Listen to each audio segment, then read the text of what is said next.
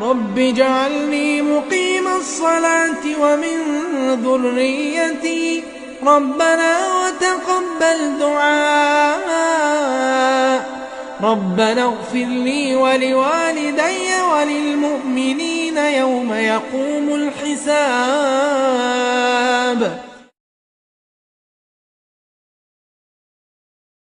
رب اجعلني مقيم الصلاة ومن ذريتي ربنا وتقبل دعاء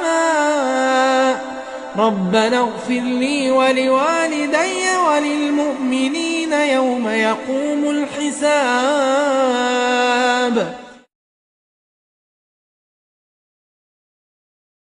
رب اجعلني مقيم الصلاة ومن ذريتي ربنا وتقبل دعاء